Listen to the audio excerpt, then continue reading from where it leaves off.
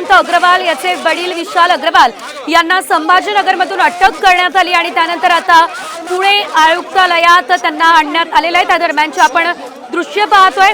गेल्या काही वेळापूर्वीच देवेंद्र फडणवीस यांनी या संपूर्ण प्रकरणात पत्रकार परिषद घेतली आणि या पत्रकार परिषदेत त्यांनी या संपूर्ण प्रकरणासंदर्भातली माहिती दिलेली आहे। पोलीस आयुक्तांसोबत यावेळेस देवेंद्र फडणवीस यांनी बातचीत केली आणि आता आपण पाहतोय विशाल अग्रवालवर गुन्हा दाखल झालेला आहे आणि पुण्यात विशाल अग्रवालला आणण्यात आलेला आहे।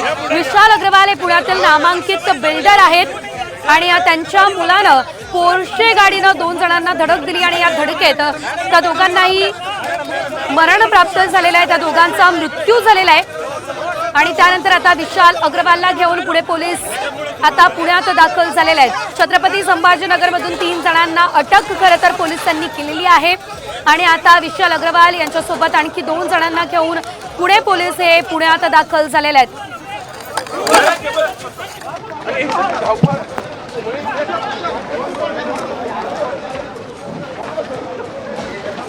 पुणे अपघात प्रकरणी विशाल अग्रवालवर गुन्हा दाखल झालेला आहे आणि विशाल अग्रवाल संभाजीनगरला पळून गेलेला होता आणि आता त्याला पुण्यात आणण्यात आलेला आहे। पुणे आयुक्तालयात विशाल अग्रवालला आणण्यात आलेला आहे। यावेळेस काही प्रतिक्रिया विशाल अग्रवालकडून समोर येते काय बघणं महत्त्वाचं असेल।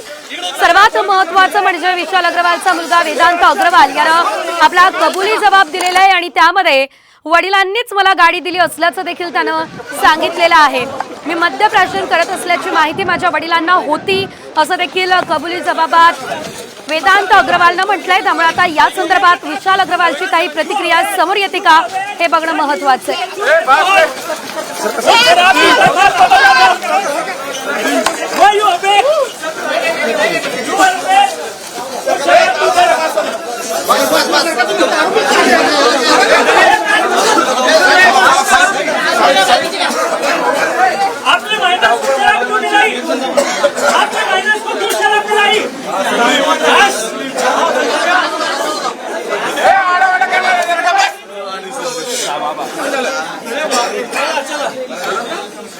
चला